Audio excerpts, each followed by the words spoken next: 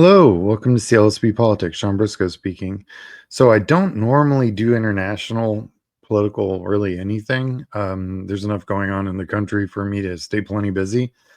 But I was just doing my normal news crunch every morning, and I came upon an interesting poll.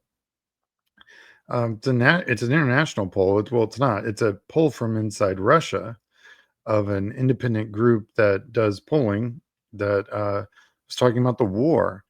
And I thought, given all the news that's happened over the last really few days, it'll be interesting to see. And I'll follow up with another video because this one it was taken before they bombed a third of the bomber fleet of Russia. So it'll be I'm curious to see what the changes will be from this poll. And there's already been changes in disposition of the Russian people. But what would it look like after when they do the next poll? So I'm going to keep my eyes open for that. But I just thought I'd talk about this one, and it's really kind of interesting. So first things first, it's an independent Russian pollster named Levada. I don't know how independent.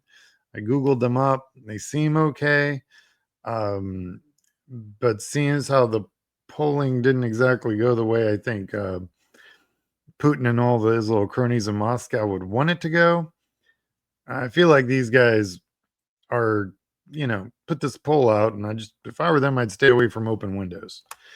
The center conducted the survey for May 22nd to the 28th, and it involved 1,613 respondents of people over age 18 of the 50 regions that make up Russia, which I'm I like polls over 1,500 sample size.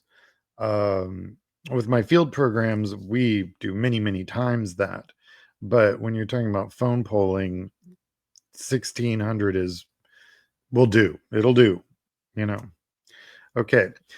Some 64% of respondents favored peace talks. That's a majority. That's an increase since March, which is substantial.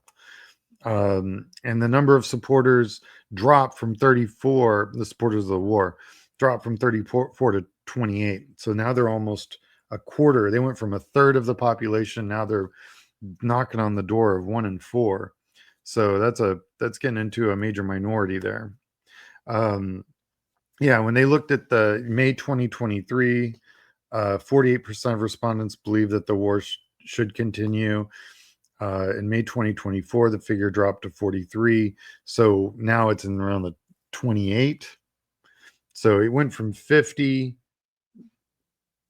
to about 50% down to 25, 28%. And it really did that in the last 24 months.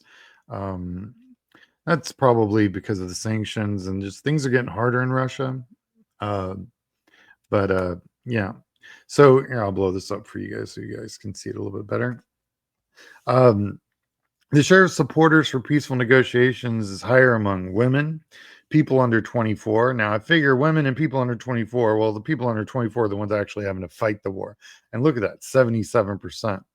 And that's minus the few 100,000 that left Russia immediately when this war was declared because they knew where that was going. Residents of villages and towns with populations under 100,000, 67%. Now, the reason for that is that Russia tends to pull from small villages where they can control the media a lot easier, and the populations aren't as maybe well educated. Plus, the last thing they want in Moscow is people in the streets. So, people in the streets on a small town 1,000 miles away, Putin don't care about that. People in the streets 5 minutes away, Putin starts to care quite a bit about that. So they also, of all the people that believe the country's going the wrong direction, 3/4 of them support negotiations, and even more than that, 77% who don't like Putin at all. Yeah, they don't support this at all. So I thought that was pretty telling. Now on the other side of the spectrum, the shares of those who support continuing the war, you've got men at about 40%, respondents age 55 or older, those that are not fighting this war, I mean, even they're really 1 in 3. Residents of Moscow, higher than those in those by 30% of those in those small towns, because they're not where the bulk of the fighting force is coming from. Um, and those of that, 32% that believe the country is going in the right direction. It's not great. And approval of activities of current president is 30%. These are bad. This is the stuff that, well, I mean, Putin doesn't got to worry about winning an election. He hasn't had a real election in 2 decades. So he's not worried about reelection. He's really worried about, pitchforks and torches out on the Red Square. That's really what he's looking at. Real quick, if you'd like to support this channel, we have a PayPal at CLSB Politics. You can like and subscribe. We're not monetized by YouTube, so any and all contributions go to help this channel. Awesome. That's my commercial. All right, where the Russian public on peace talks. Now, this is an interesting disconnect. The majority of respondents, that's 73%, believe the Russia and Ukraine should address the hostilities, roots, causes, and only then agree on a ceasefire. Now, you got to understand, the hostility root causes is the fact that Russia invaded Ukraine. So they want, I guess, they believe that Russia and Ukraine should address those hostility roots. Well, the only one who's being hostile is Russia. On the contrary, about 18% think that the parties will first reach a truce and a ceasefire, then resolve the other issues. This is the weird, and anyone who's watching the negotiations in Turkey right now, this is kind of the disconnect, right? Russia wants all of these, they want the annex areas that they've got, create a buffer zone, which is almost another third of the country, literally up a buffer zone, non-military buffer zone. Almost takes you to the doorstep of Kyiv. And then they want to also control the political future of Ukraine overall. None of that stuff Ukraine's gonna buy into. On the contrary, Ukraine wants is a ceasefire, and then we start talking. They want a ceasefire, and they want Russian forces out of Ukraine, and then they'll talk. So both of these positions, the delta for both those positions are so far apart it doesn't even. I'm glad that they're trying to do peace talks. If nothing else, if they can get, do a sold, a military personnel trade or hostage trade, or maybe find those 20 or 30,000 children that Russia kidnapped. I think if anything like that comes out of these negotiations, great. But as far as like the delta between the piece, that Venn diagram is like out here. There is no overlap. So good, and I think this polling reflects some of that.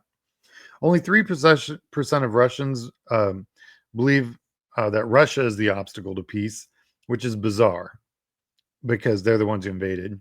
14% of residents believe that the U.S. is to blame, which is fascinating because the U.S. didn't invade anything. And 36%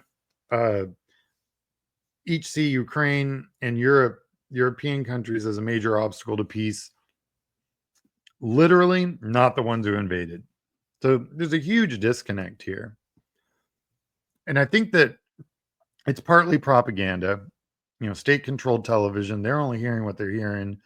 I mean, unless they get some satellite internet or something, which I understand Russia actively jams, good luck.